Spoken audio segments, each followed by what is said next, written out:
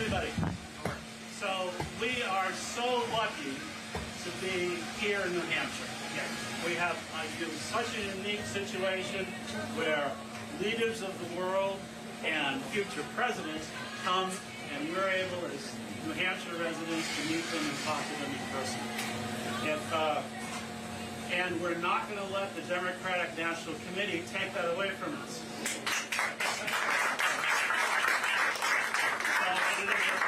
It's a pleasure for me today to see so many friends and colleagues that are here that are interested in participating in this unique environment that we have here. But it's also a pleasure for me to be able to introduce the governor to, and I may be biased on this, to the 25 smartest, best people in New Hampshire. And influential. All right. Right. I remember the first time that I met the governor was in 2005. It was over at Newark's. We were eating fish, I think. And now he doesn't remember me then, I'm sure. I shook his hand, right? But I remember him. So 2005, that's a few years. If you don't mind, I'm not going to say the governor is an old friend of mine. There you go. That's allowed, Norman. The other thing that I noticed at that first meeting was that when I met the governor, there were three things that struck me about him. One, he was a fighter and he had drive and grit. He was able to work across the aisle in his work in New Jersey.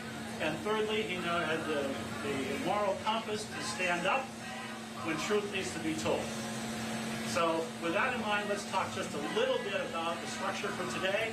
We'll be here for an hour or so. The governor's going to make a few comments and then really open it to questions, because that's the kind of format we want to have, a dialogue and lots of questions. At the end of this session, the governor's going to have to step aside and join our members of the press for a short interview for 15 minutes or so. But he's going to come back and be available to talk to you one-on-one if you'd like to stay around after he does his press interviews. Yes, sir. So there we are. Now I'm going to turn the stage over to Wayne McDonald, who is as the former chair of the Republican State Committee and a current representative in New Hampshire State House. To introduce the governor. Thank you, Norman. Thanks for putting this together. Before we get into the main reason we're here, I've been told to make an announcement about food. More is coming.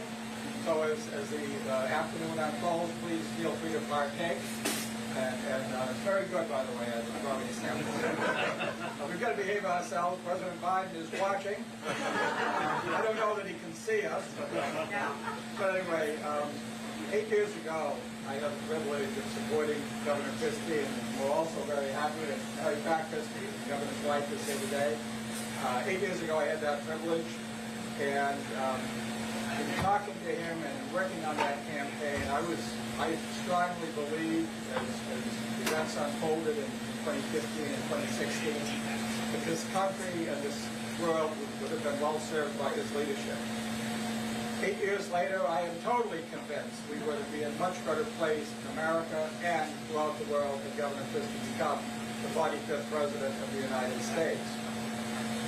My belief that we absolutely need to make him the 47th President of the United States. We need to get it right this time. That's how I feel. I know that's how many others feel. And going forward, certainly by the end of this afternoon, I hope many of you feel that way too, for those of you who might still be undecided. And so with that, I will turn it over to Governor Christie. Thank you very much for being here. Thank you all for being here. I'm glad that I'm here today with Mary Pat. One, because everybody likes her more than they like me, so it's always good for me to have her with me. But also because you should all know, and I remind people this whenever we get a chance to come to Portsmouth. This is the place where Mary Pat and I chose to spend our first wedding anniversary in March of 1987. And we came here to Portsmouth. I was still a law student at the time. Mary Pat was a very junior person on Wall Street. We got into her car and drove up here to Portsmouth to spend the weekend at a bed and breakfast. And so we've always had extraordinary memories of not just New Hampshire, but of this particular town. So it's good to be back in Portsmouth. And when we were riding in the car through downtown, I could tell that Mary Pat was getting definitely reminiscent about when we were up here all those years ago. I'm not going to speak for a long time. I'll just do a couple of things off the top, and then I really want to get your questions about what's on your mind. First, I just got back from Israel, and I don't think at the time that we're in right now and what's going on there that I can start anything myself. I would summarize it by saying to you it's both sad and infuriating.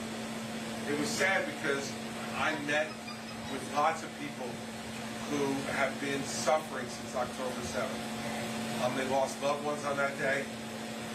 Loved ones were kidnapped. I met with the families of kidnapped men and women who are still somewhere in Gaza. They hope alive, and they're hoping to get some word on their return. One of those families gave me and Mary Pat these medallions that we've been carrying around ever since, which says "Bring them home now." I met with the parents of a 19-year-old young man who is a joint Israeli-United States citizen who was captured that day. He's a soldier in the Israeli Defense Forces, and he was guarding the border in Gaza and was taken out of his tent. And the last time they saw his cell phone, it was geolocated inside Gaza, and they haven't heard from him since October 7th. Another was the family of a grandmother and grandfather. Her daughter was with me. She had dropped her son off, her 8-year-old son off, to spend an afternoon with his grandparents. The terrorists came and kidnapped all 3 of them. So not only is she missing her mother and father, but she's now missing her 8-year-old son, and has not heard from them since October 7th. That's the sad part. The infuriating part was watching a 43-minute video that the government put together from raw footage of the attacks. And it's not just the inhumanity that was rained all over people, but it's the joy that the terrorists displayed in raining that inhumanity down on them, dancing around dead bodies that they had just killed. Shooting a family, a mother and father, who were surrounding their 2 children and hugging them to try to shield them. They were all shot dead and then doused with gasoline and burned, to the point where when they were discovered, they were melted. The 4 bodies were melted together. There was an intercepted cell phone call from a terrorist back to his parents in Gaza, and he said, "Mom, your son just killed 10 Jews with his bare hands. Your son's a hero." And the parents were cheering on the other end of the phone. I want people out there who are listening to this, who the media will convey this to, who are asking for a ceasefire, to think about just those examples. There was a ceasefire on October 6th, and it was Hamas that broke it on October 7th. It killed 1,200 Israeli civilians. And the last story I'll give you about it is of an extraordinarily brave father in a kibbutz.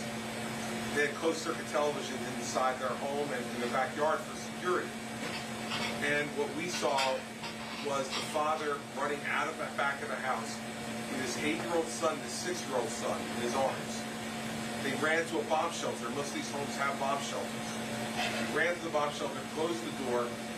15 seconds later, 2 terrorists came in the backyard. They shot the door open with their semi-automatic weapons and then threw a grenade into this small bomb shelter. The next thing you saw was the father diving. He dove onto the grenade to save his sons. He was murdered. His sons came out full, one of them of his father's blood. The other, shrapnel, had gotten out from under the father and taken out his left eye. And the 8-year-old took his little brother by the hand, crying into the house. The 6-year-old was saying, "I can't see, I can't see." And the 8-year-old was saying to him, "Don't worry about that, Daddy is dead." While they're sobbing in their kitchen, the 2 terrorists come in, go into their refrigerator, take out Cokes, and sit down and drink Coke from their refrigerator, as if they were 2 invited guests to a fall picnic in their backyard. You can't negotiate with people like that. You can't. And we need to stand against that, and with the people of Israel. And so I'm really glad that I went there and saw it for myself, spoke to those people and others that I don't have time to tell you about them. Maybe we can talk about it later if you're interested. And so I think anybody who wants to be president of the United States needs to go and see it for themselves.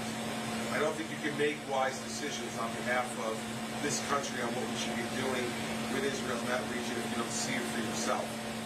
And if you don't believe that everyone in the bad part of the world is involved, I saw weapons that were seized from the terrorists by the Israeli Defense Forces with the markings of the Russian government on them, the markings of the Iranian government on them, and the markings of the North Korean government on them.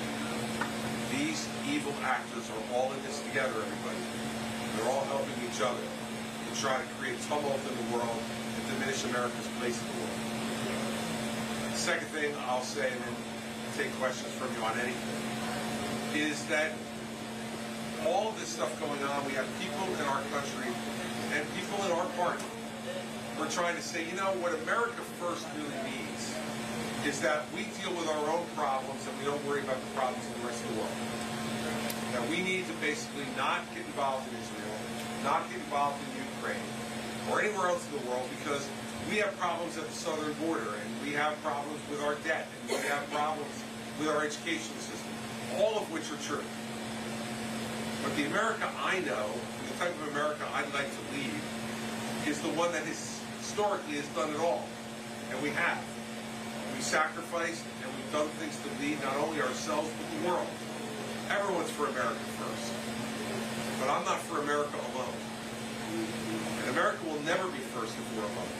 The thing that has made us first is not only our own work ethic, our own ingenuity, our own innovation, but also the friends that we have made all around the world who stand with us and we with them against the evil, authoritarian dictators like Xi in China, who's just been in our country, like Putin in Russia, like the mullahs in Iran, like Kim Jong-un in North Korea.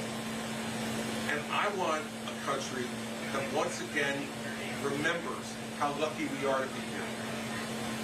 That being an American citizen is a gift. It's a gift, and people are dying to come here. And that part of what goes along with that gift of great freedom, great opportunity, great liberty, is to also be the country, the indispensable country that leads the world.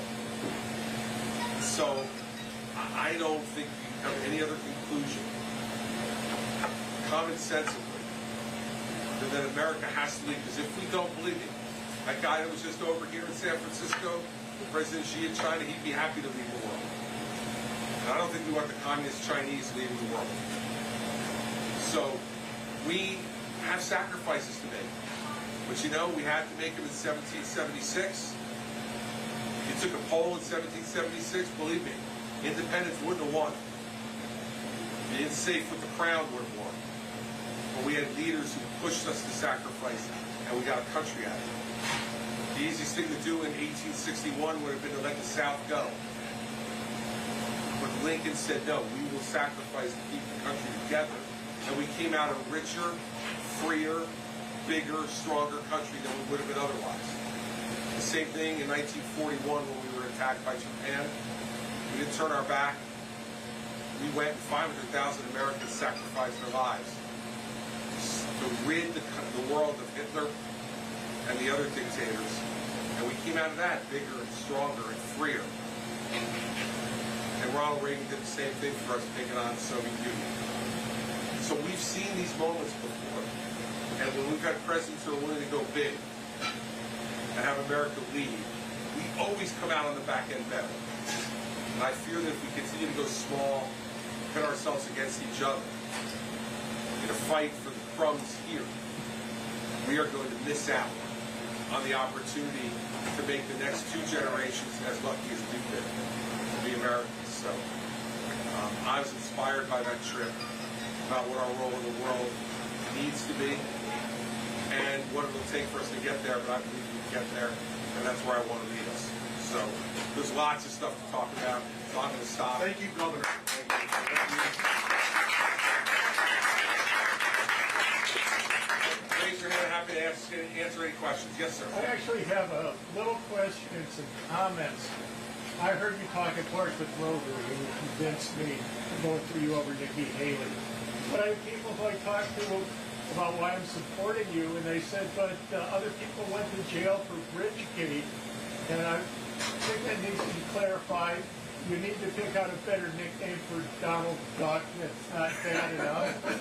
And I think you need to make the number reasonable to people. I'm not saying $7 trillion that Trump did, but make it per taxpayer. I don't know if it's $100,000 that we all owe because of him, but make it so the general public can understand the number. Great.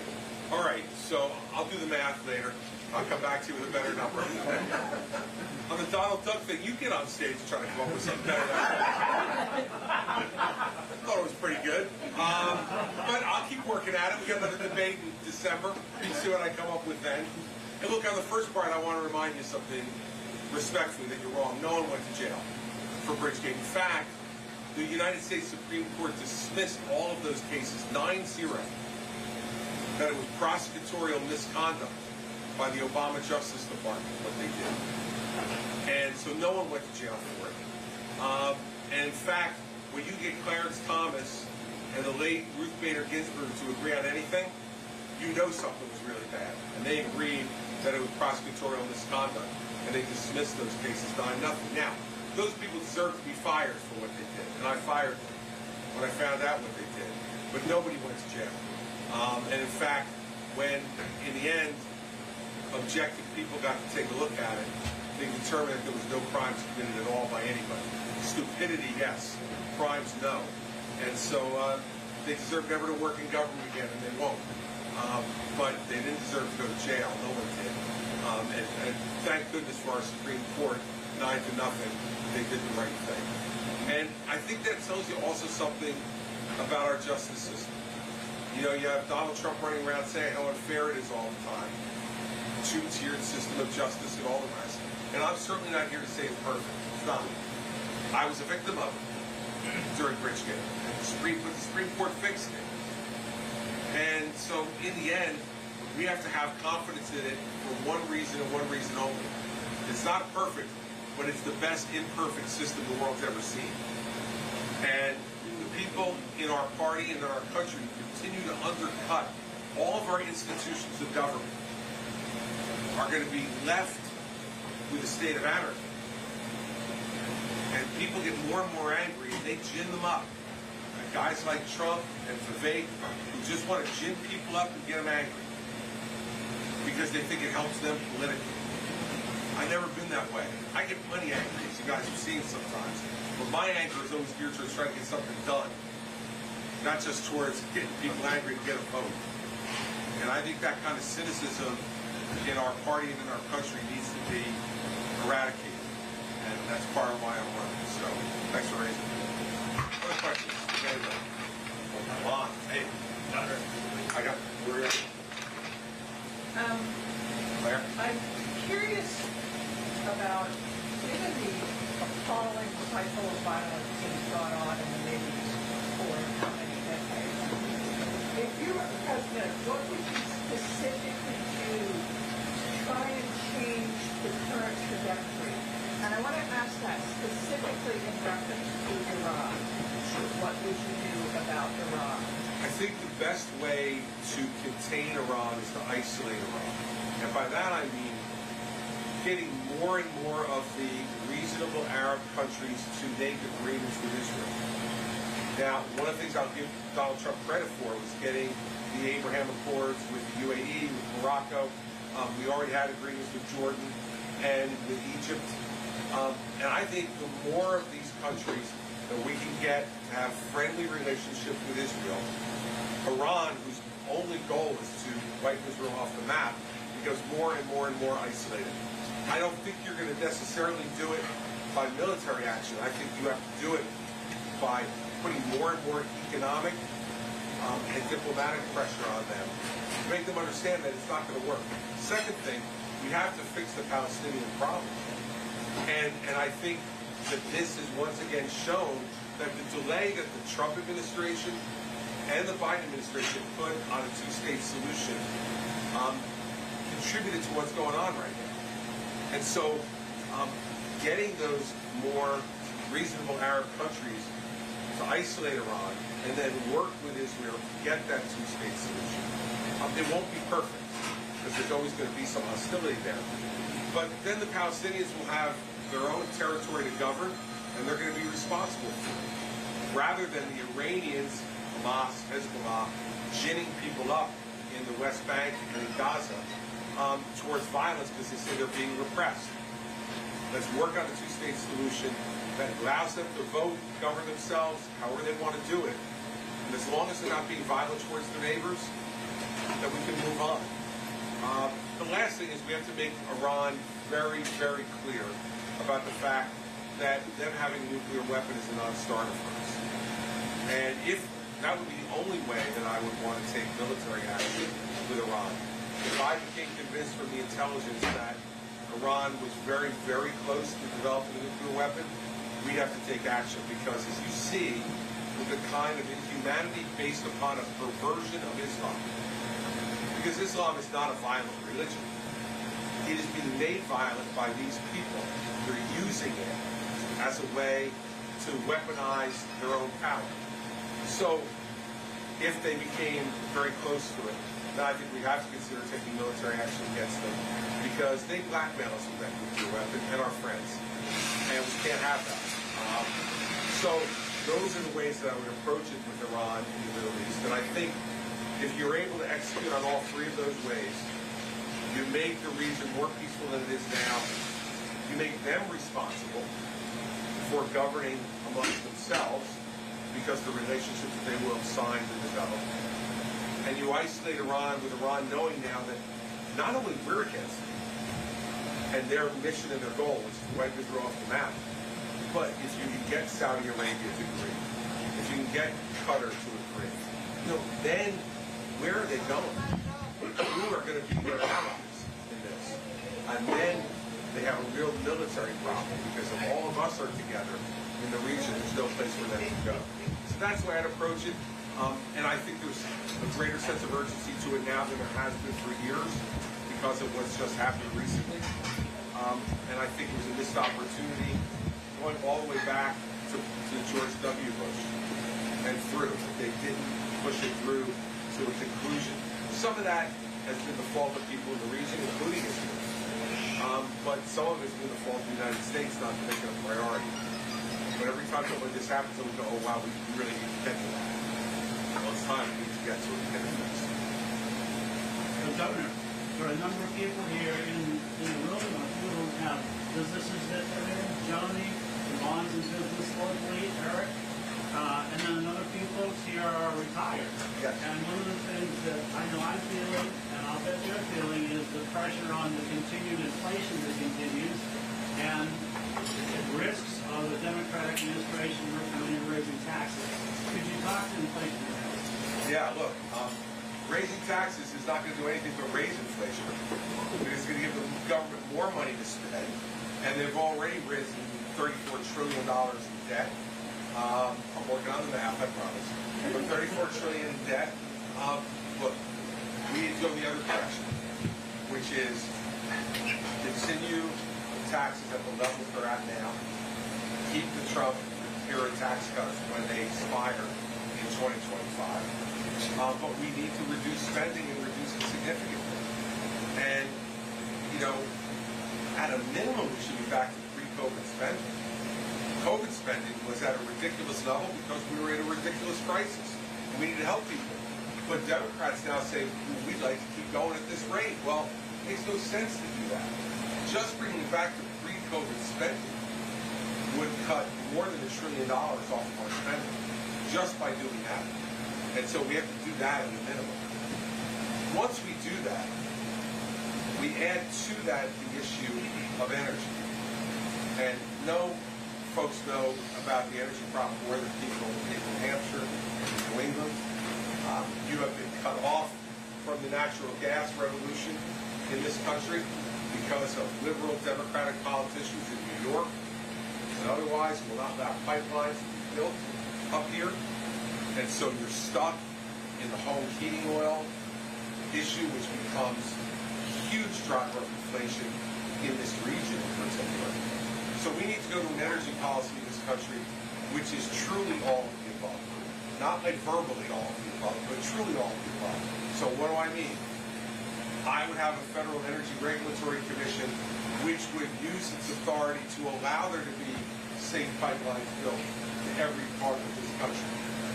This country has an enormous abundance of natural gas. It's a safer fuel, both in terms of its use and in terms of its effect on the environment. And everybody who wants to have access to it should have access to it. Second, in my home state, you wouldn't believe this, but the most densely populated state in the country, New Jersey, 53% of our electricity is generated by nuclear. We've been generating nuclear power safely for 45 years in the most densely populated state in the country. If we can do it there, you can certainly do it here. We can do it any place in the country.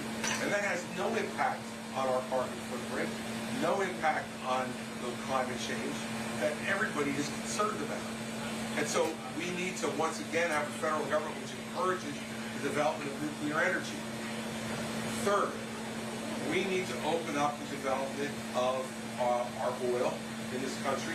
Not only could we become energy independent again, but we could be a net energy exporter to the rest of the world. And that squeezes Putin and his oil, and it squeezes Iran and their oil. And that's a positive thing for us by keeping their revenue down, and the money they have to create war and mischief around the world would be less. All of those things have an effect on inflation. How? Well, if you know there's more energy available, every bit of energy is a futures market. If they know more energy is coming, prices go down. And so it's an immediate impact. I had an argument on the debate with Lester Holt. He said, no, I want something that's going to help immediately. I'm like, well, Lester, you don't understand the way the futures market works.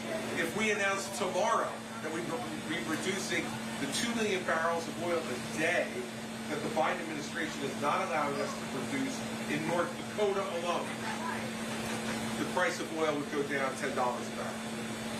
And what that impact would have on prices at the gasoline pump and what it would do to inflation is everything we get is affected by energy. Everything you pay in the supermarket, that stuff is trucked there.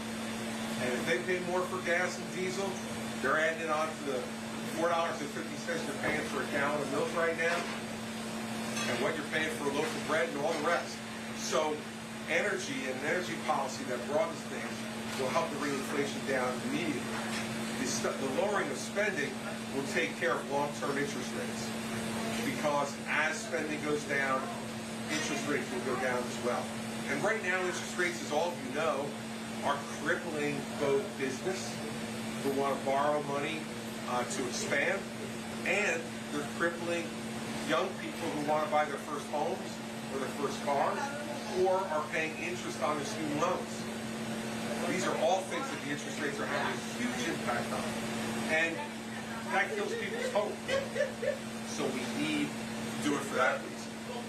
And look, I have experience doing this. When I became governor of New Jersey, I inherited an $11 billion deficit on a $29 billion budget. So the deficit was more than a third of the total budget. And every Democrat said I was going to have to raise taxes to fix it. Instead, what we did was go to zero-based budgeting, make every government department come in and start at zero and justify to me every bit of spending they did. What was the result of that? In our first year, we eliminated 832 programs.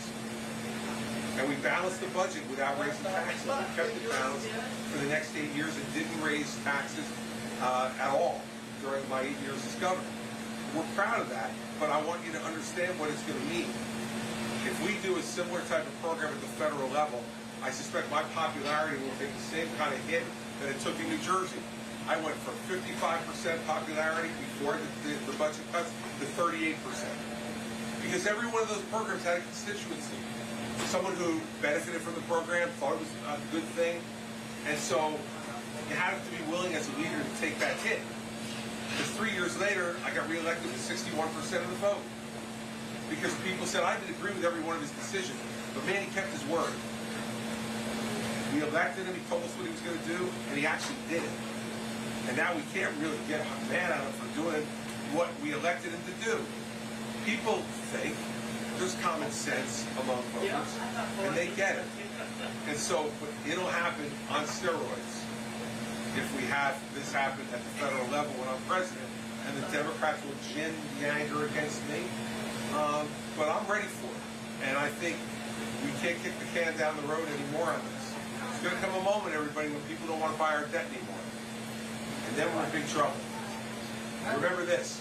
Next year, we are going to pay $1 trillion in debt service for the year. $1 trillion just to pay interest on our debt before we spend the first dollar in the federal government. We can't continue to do that. Yes, ma'am.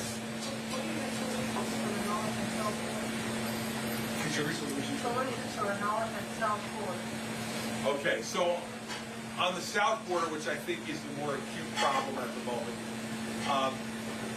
let me tell you what my solutions are at first. We're not going to shoot them stone cold dead at the border. And we're not sending the American army into Mexico. Okay? I heard that on the stage on Wednesday night in Miami from TV tough guy Ron DeSantis. And it sounds really great, right? I'm going to shoot him stone cold dead. The guy from Tallahassee with his cowboy boots on, right? Guess what? It's not going to happen. By the way, you know what he also said Wednesday night? I was standing there and I actually wrote it down on my pad because I couldn't believe it. He said he's going to build a wall between the U.S. and Mexico's going to pay for it. Now, like, look, many of us were naive enough to actually believe that promise from Donald Trump 8 years ago. Even Donald Trump now said, well, I never really had any way to make Mexico pay for it. Like, calling us stupid for believing it. And DeSantis doubled down on it. I'm going to build a wall and finish it, but you're going to pay for it. All of us. I think it's a smart investment for us to make, but we're going to have to pay for it. Mexico's not going to pay for us to build a wall on our property any more than you would pay for your neighbor to build a fence on their property. But here's what we will do. It's a complicated problem, and I do 5 things. First, just understand how big the problem is. In the last 11 months, we've averaged 200,000 illegal encounters a month. You know how many detention beds we have at the border? 38,000. So, talk about a math problem. That's a big math problem. So, first thing I do is sign an executive order to send the National Guard to the border to partner with Customs and Border Patrol. At 200,000 encounters a month, they are overwhelmed. They don't have enough manpower to be able to do what needs to be done to stop people from coming in. So we need to send our National Guard down there. That's an appropriate use of our National Guard to guard our national border. Second, I would double the number of detention beds from 38,000 to 80,000 so that we have beds to be able to detain people while we figure out what their status is going to be. Third, when we determine that people are asking for asylum, our laws require them to have an asylum hearing. Well, you know how long you have to wait for an asylum hearing now? 4 years. So this is what happens. They say, you have to come back for an asylum hearing. Come back to El Paso in 4 years. Until then, we'll see it. Well, who's coming back to El Paso in 4 years?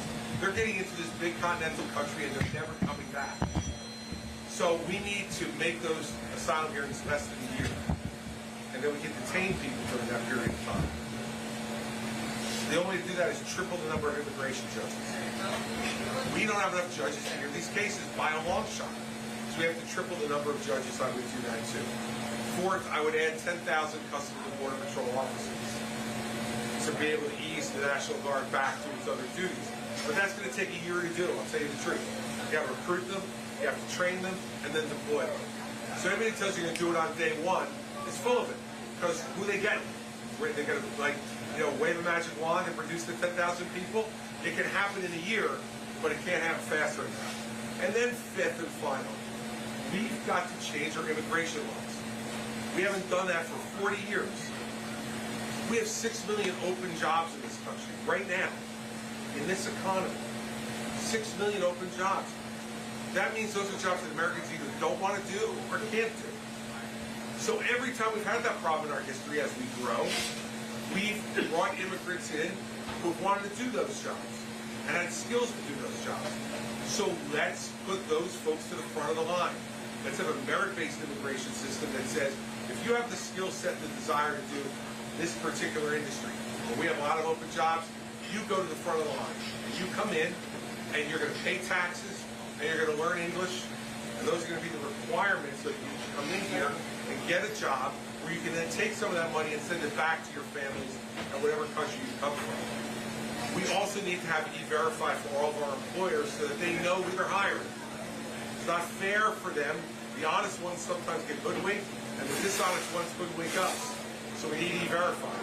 But the honest truth is, to get those two things, which Democrats don't want either, we're going to have to give them something. Because we're going to need 60 votes in the United States Senate to get anything done. So don't listen to all these people saying, I'm going to force it through. That's what we've been listening to for 40 years, and nobody's done it. So I'm going to have to give them something. I don't know what it's going to be. Maybe it's something on Dreamers. Maybe it's something on Path to Citizenship. I don't know. But I'll know when it's a good deal. And then I'll make the deal. But we can't sit here any longer digging our heels into the dirt and think it's going to change. All we're going to do is keep arguing with each other. And so it's a complicated problem. And by the way, the same principles apply to the northern border. But the problem's not as acute there. Now, what we have to look out for is, as we tighten the southern border, is it going to shift to the northern border?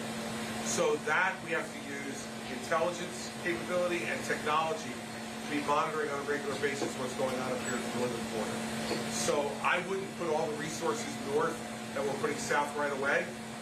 But hopefully what we do is tighten things to the south, which will allow us to shift resources to the north if they try their entry point to be coming from the north, because we made it too tight in the south for them, not too tight for us. So that's the way I would do it. It's complicated. It's something you can't do necessarily really well in a minute-and-a-half answer on a debate stage. So instead what you get is finish them, shoot them stone cold dead. You know, I'm going to send the army in there. We've had enough of TV tough guys running for president of the United States and making those promises to us. Because what we now know is they don't keep them. Let's make promises we can keep, then people will be a lot happier.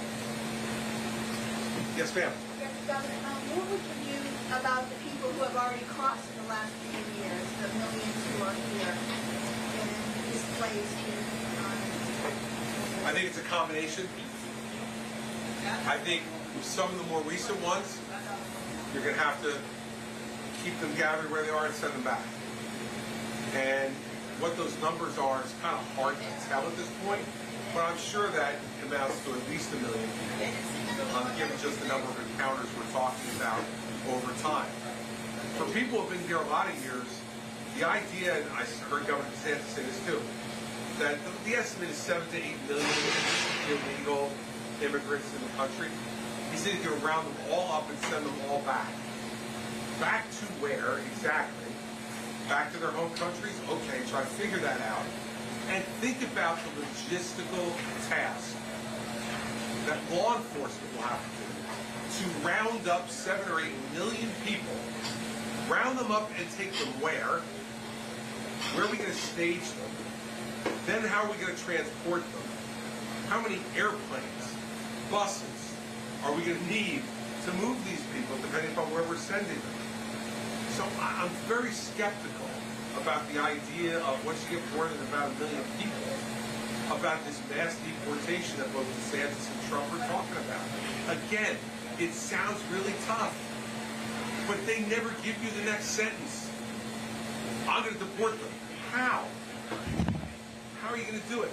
I remember back when it was about 4 million, the statistic was that if you wanted to bust them back over the southern border and start sending it down to Central America, that you would need to have school buses, all generally 50 people, back to back from Seattle to Los Angeles, back to back, to fit all those people. So my point is, we've got to figure out a way to get about 1 million of them that are recent, and of course, we should end all this sanctuary city and sanctuary state stuff. If you have a criminal record, you go to jail, and after you get out of jail, you go out of the country. That's easy. You get them on a bus to the jail, and then when they're out of jail, you put them back on the bus, and you take them to the airport, and you send them out.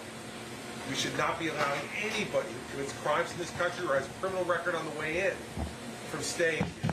So as we break it down, there'll be a lot of people we're going to be able to get rid of that way. And getting rid of sanctuary cities and sanctuary states will be a big part of it. And what I would do as president is say, you want to be a sanctuary city or a sanctuary state, you can be, but you get no federal aid. You got that much money that you can pay for illegal people, and look what's happening now. I'm by New York all the time. Mayor Adams and Governor Hooker say, help us, help us. Hey man, you're the one who said you were a sanctuary city and sanctuary state. Now they're here. They loved it when it was cheap and easy. Nobody was coming. They could play to the grandstand and look, they had a big heart. Now, when everyone's showing up in New York, it's costing New York hundreds of millions of dollars a month. They just added this year in September, 8,000 students to schools just of illegal immigrants who have come there in the last year. Huge cost. So if I could follow up, how would you see a really good absorption of these people into the country? Because clearly, we have a idea. Well, look, I think that there are going to be some people who don't want to become citizens, and some people who you have to look to for work visas and those type of things, some of them seasonal, some of them year-round, depending on what jobs they have. There are going to be some people who are interested in becoming citizens. Well, then that'd be part of that negotiation that I talked about before, to say what rules are we going to put around that? What requirements are we going to make of them? Pay all your back taxes.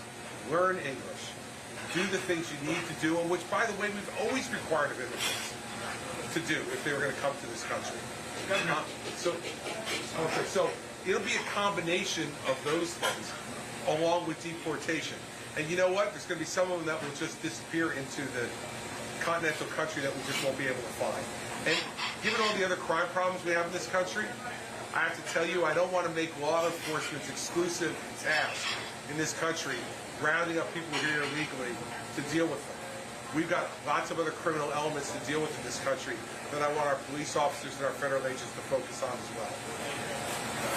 Gato? I'd be disappointed to leave if you didn't address the candidate with some odds-on favorites to have the Republican nomination. Yeah, you know, most of the time it doesn't take me this long to get to Donald Trump directly.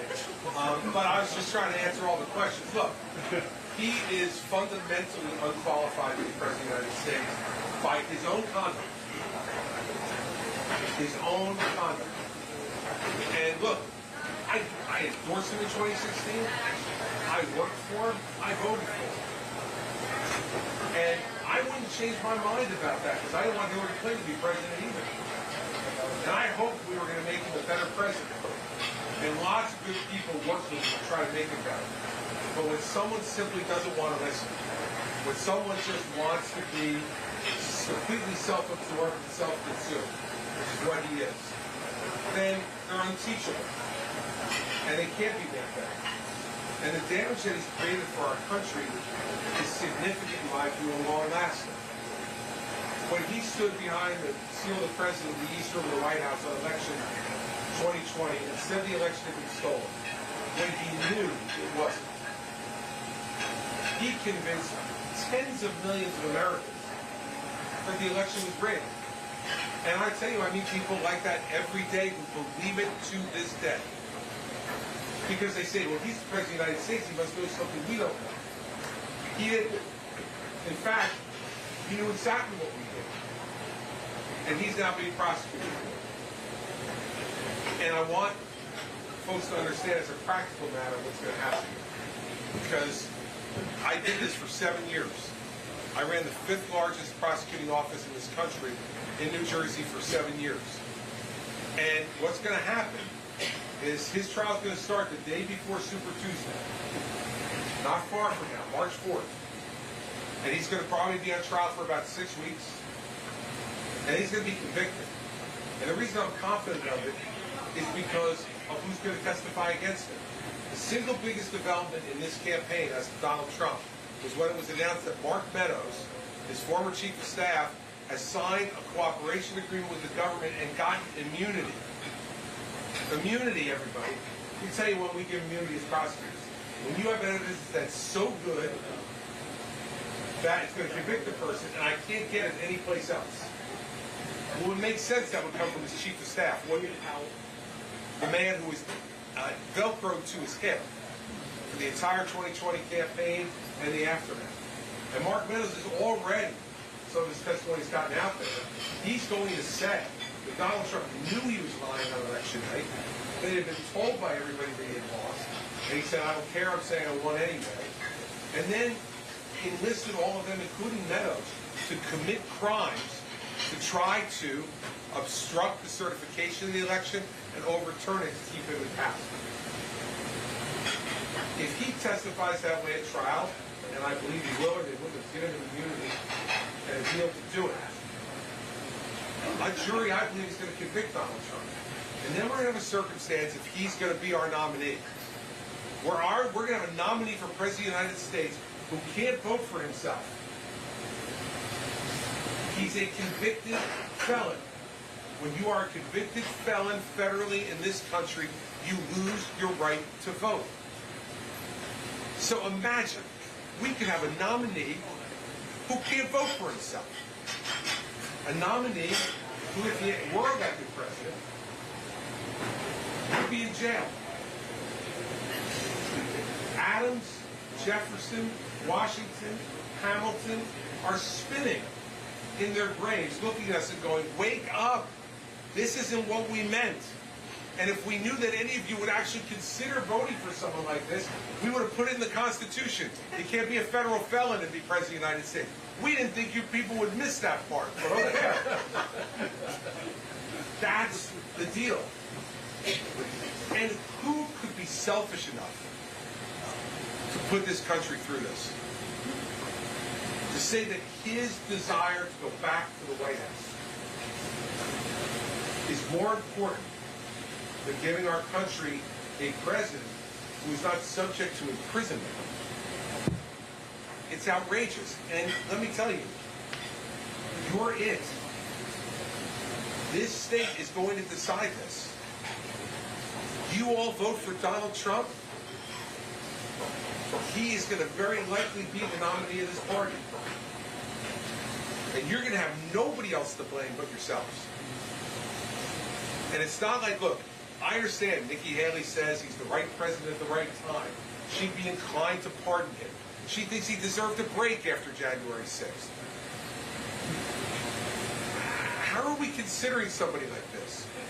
She raised her hand on the stage and said, even if he's a convicted felon, I will support him. And so did Ron DeSantis. And so did Vivek. I won't mention the other guys because they dropped out now.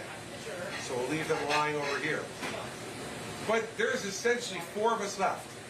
Me, Nikki, Ron, and Vivek. To take on Trump. Only one of them wants to take on Trump.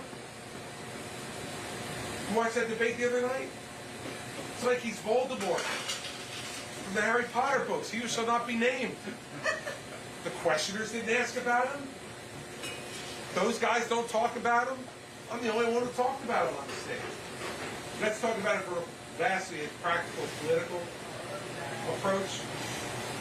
I went to the Republican Party at Florida's convention a week ago Saturday. I went up there and talked about Donald Trump. They booed the hell out of him. You know what I said in return? The truth is coming. You can boo all you want. But the truth in this country is always what wins out.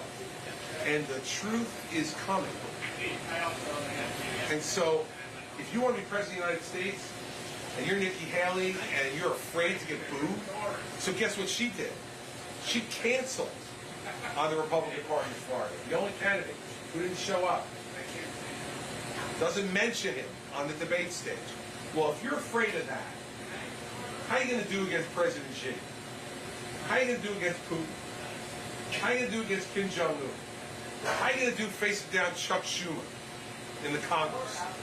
I mean, she is a very nice woman, comes from a red state where she had a compliant Republican legislature, who did whatever she wanted for the 6 years she decided to stay, of her 8 years, and then go up to New York and live in the Waldorf Astoria and be the UN ambassador. Good for her. But I have to tell you, it doesn't prepare you for the rough and tumble of this job and You got to question someone's integrity when they are willing to speak out of both sides of their mouth. I don't think he's the right president now. I thought he was the right president then. I think what he did was horrible. I'd be inclined to pardon him. I think we should give him a break. I mean, I don't know. I'm dizzy listening to her answers. And just think about what she did just yesterday. She said anybody who's on social media should have to give their name. I don't know. I'd like to remind everybody that the Federalist Papers, which formed the Constitution of this country, were anonymous. They were anonymous for a reason. Hamilton and Madison, who were the two main writers of the Federalist Papers, didn't want their personal baggage to burden the argument. They want people to decide on the argument. There's a lot of reasons people want to be anonymous. That's what we have a First Amendment right for. She says, nope, I want to know everybody's name.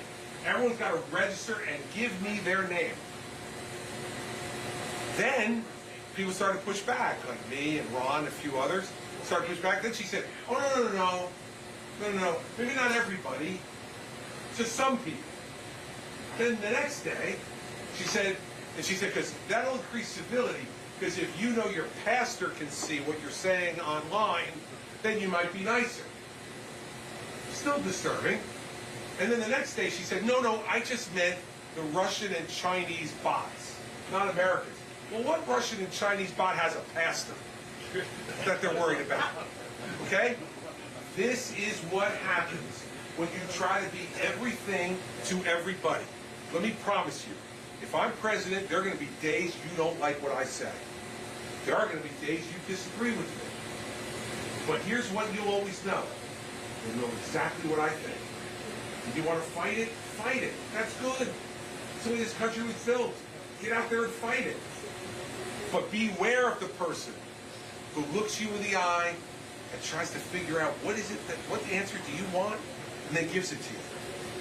Because you won't always be in their eyes. Donald Trump is the ultimate example of that person who will say whatever he thinks you want to hear to get your vote. But I got to tell you, folks on stage who raise their hand and say they'll support a convicted felon, how could you do that? Shouldn't our standards be higher for President of the United States?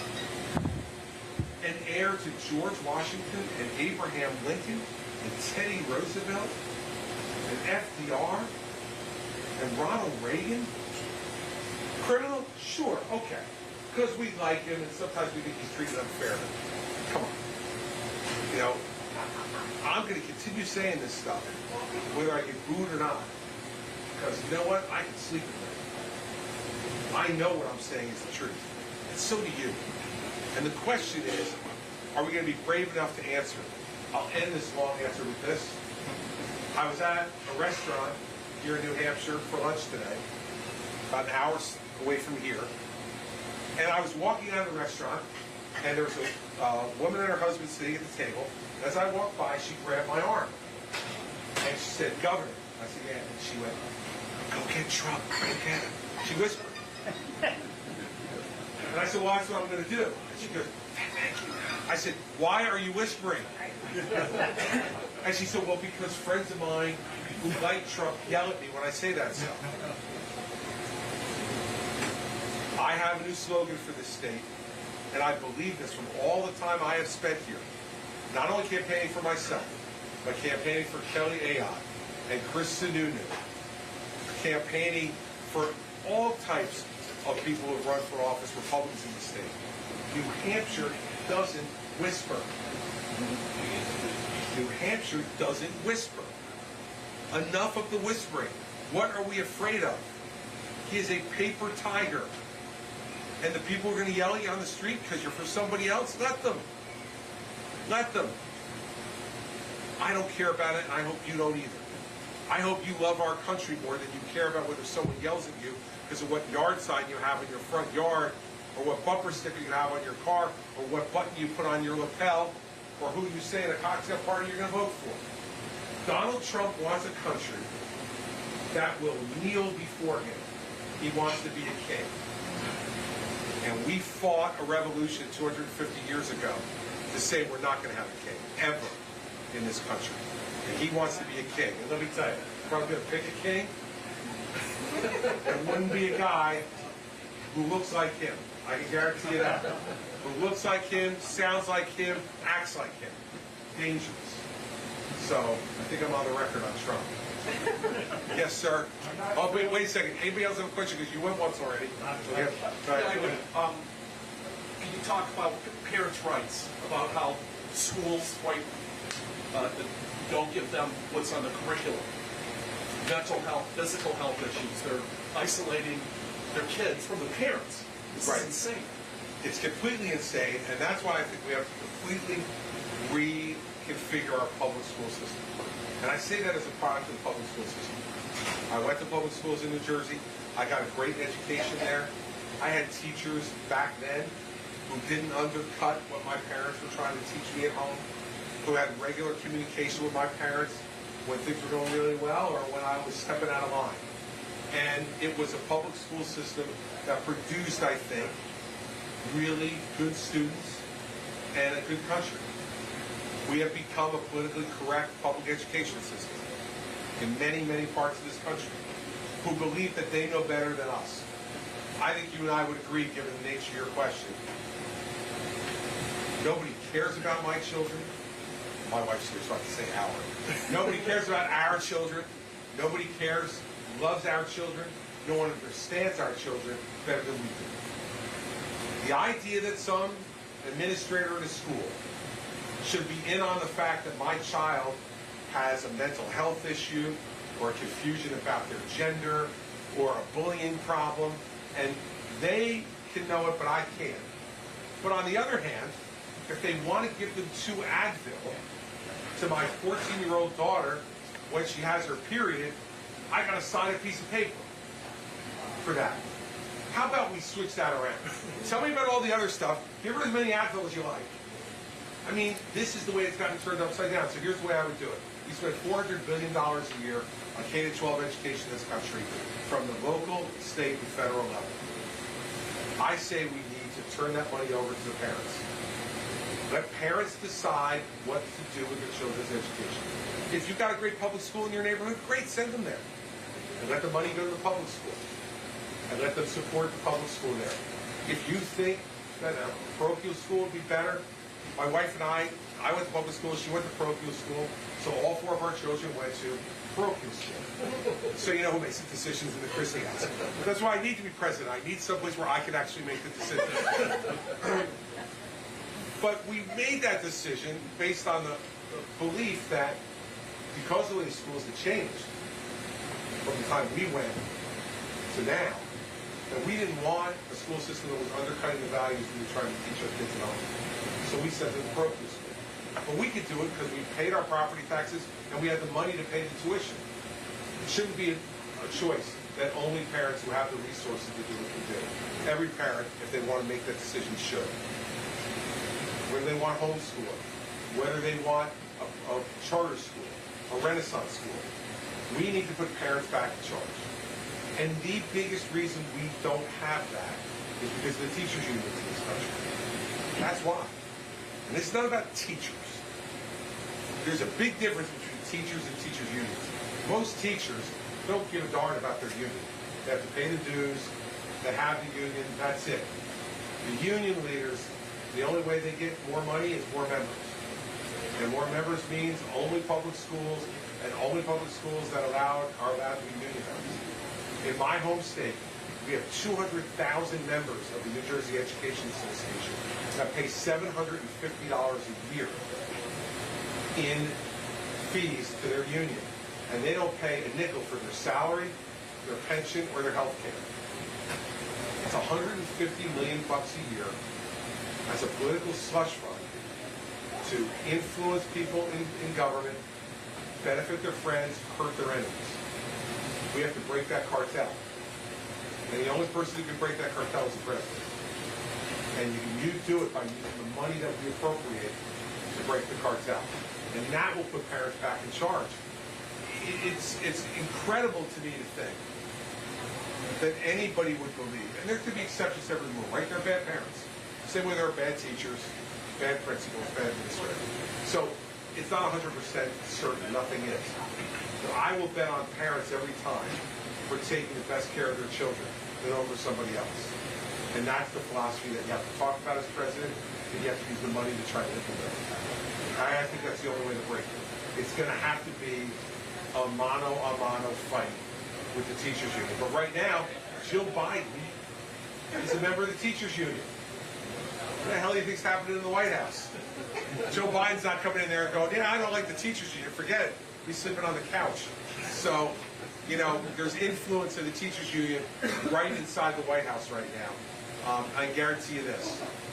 The people who will be influential when I'm president are the parents who have to make the same kind of choices that Mary Pat and I have to make. And I want to make sure that every parent has the ability to make that choice for themselves on behalf of their kids. And that make every decision. Not the Advil, but every other decision that matters. Norm. We talked a little bit about red states and blue states, and my friend Andrea had a secret that she was going to share with you. Oh my gosh, Norm, you put me on the spot. Yeah, You know what? He was thinking I was the only one who grew up in New Jersey like you, so he wanted to make sure we got a little connection. All right, where did you? I grew up in Killine. How about you? Well, I grew up in Livingston, but we live in Mendon now, so we were in Yeah, we're in the same. We go to the same malls. That's exactly right. That's absolutely. Well, you know that being a Republican governor in that state was, first off, not easy to get there. Remember something, Joe Biden is not going to be easy to beat. I don't care what anybody says right now. An incumbent president is hard to beat. There have not been many who have been denied a second term. In the 250 years in this country, there haven't been many. And so, first off, we better not be too smug about the fact that, look at Joe Biden. He can barely end the sentence. He looks like he's going to fall asleep at any moment. Believe me, they will prop him up and get him ready for this campaign, and the Democratic machine will get behind him. I'm the only person in this race who's ever beaten an incumbent. Not Ron DeSantis, not Nikki Haley. Fake hasn't beaten anybody. Not Donald Trump. I'm the only person in this race who's beaten an incumbent, and I beat John Corzine, the Democratic governor of New Jersey, former CEO of Goldman Sachs, who spent 3 to 1 what I spent with his own money. He spent $33 million of his own money. I spent $11 million, and we beat him. You need to be a certain type of personality to be an incumbent. And then you become governor in a blue state where there are 1 million more Democrats than Republicans. 1 million more. And yet, not only did we govern successfully, reformed pension and health benefits, didn't raise taxes, cut spending, balanced budgets, reformed education in terms of getting more choice for parents, charter schools, Renaissance schools as alternatives to traditional public schools. But we did it with the Democratic legislature every day for 8 years. Every day. And what it forced you to do was learn how to deal with other people. They got elected too. You got to deal with them. And then, when everybody says, well, all these things you're doing, you'll never get reelected. We don't only get reelected. We get reelected with 61% of the vote in a blue state, 51% of the Latino vote. Against a female opponent, 58% of the female vote. And I didn't have some, magic trance I put these people in. They voted for the person they thought was going to do the best job for the state, regardless of party. I won 26% of the Democratic vote and 70% of the independent vote. So, that's the way, it's the difference between me and Ron, the difference between me and Nikki. They were in red states the whole time, red legislatures. God bless them, I wish I had it. But I didn't, and what it did was prepare me much better. We think Washington, D.C. is going to be like, under any circumstances, it is going to be like a scrum in a rugby game. And you got to have somebody who knows how to do that and to come out of it with the ball and upright. And that's what I learned to do for 8 years, and that's what I'll do as president. And you know from New Jersey, that's what we have to do. Yes, sir. How would you handle the gun violence in this country? I think what recently happened in Maine, right, tells us a lot and gives us a kind of a blueprint for how we need to go about it. Because you had all the laws that you needed and all the notice you needed to prevent what happened, right? So if you show that type of mental health problem, the laws in Maine say that the weapons can be taken away from you. If people are informed about it, they have an obligation to tell law enforcement. They did. Both his employer, the United States Army, and his family told law enforcement about it, and they did nothing. My point is, I think in this country we have a sufficient number of laws to deal with gun violence. What we don't have is the will to enforce them and do it the right way. And it's two problems. One, it's a stigma. And people often don't want to come forward and talk about it because it involves mental health. And so what we need, I think, is two things on the mental health front. One, we need more mental health providers. We don't have enough in this country for the level of problems we have. You look at the number, of the gun deaths in Maine last year, and I only looked at this because of what happened. 89% were suicide. Death with a gun, 89% was suicide. It tells you you've got a mental health issue in Maine, and it's similar around the whole country. So one of the ways I would provide for more mental health providers is we have this controversy in the country about student loans. Well, if you have student loans and you want to go and be a mental health provider, we'll forgive a percentage of those student loans. Because then we're getting something in return for forgiving that debt. We're getting things filled that we need, so we have more providers to help the people who really need it. Second, I do think we need to have more involuntary commitment. And that's where I would change the laws. That it's difficult in many states right now, when someone is speaking out violently and obviously has mental health issues, to get them committed. Now remember, this guy was. So I'm saying the one in Maine was like a blueprint for what's supposed to happen, except they didn't finish the deal. But we need to make sure that people can have folks involuntarily committed for a period of time to be able to get the guns away from them, to be able to deal with the issue of their own mental health problems, try to get them on a track towards recovery. Or if not, understanding that you can't fix it in the near term and have a longer term commitment on those folks. If I thought that banning any particular type of weapon would get it done, I would consider that, but I don't think it will. I really don't. Look, if we had banned, let's say we had banned semi-automatic weapons in Maine, this guy would have had them anyway because it was his profession. And what I learned as a prosecutor for 7 years was that criminals get the guns no matter what. We have the toughest gun laws in America, maybe us in New York, are the two toughest. I was dealing with gun crime as a U.S. attorney, probably with 30%, 40% of my resources in the entire office, because it never stops. And part of that is the history here, right? We are a country with a Second Amendment that has been free about allowing people to buy guns over a long period of time. So right now, the best estimate they have is that we have about 350 million guns in circulation right now in this country. We only have 330 million people. So even if we stop gun sales of all the semi-automatic weapons right now, they're here. And I would not be for going and confiscating weapons, and I think most Americans wouldn't be either. So that's why I get nervous about the easy answer on it. I think it's going to be a slog for us as a country. And partly, if you look at what people say, there's less of this in other parts of the world, and that's true. I think part of that is the lack of a Second Amendment in other parts of the world. But also part of it is mental health is not nearly as stigmatized in other parts of the world as it is here. And it's more available and treatment's more available for that. So that's the way I would go about it. And I would end the answer by also saying that I recognize it's not wholly adequate. Like, I wish I had something better. But when I look at what the laws are in this country and what the problems seem to be, I think it's the best answer we have at the moment. And I hope that as we continue to see the issue evolve, we come up with better answers than that, but I think it's the best one. So, I am supposed to now do something else, like talk to these guys exclusively. So, if you want to hang out, I'm going to talk to them for a few minutes, and then I'll come back and we can talk one-on-one. And I'm doing a town hall tonight in Hampton, so I got to get to that a little bit later, but I'll have some time to spend with all of you. I want to thank everybody, Norm and Wayne and everybody else who put this together, and thank you for your questions. And I'm not going to leave until, I'll do it now and I'll do it again, I'm asking for your vote.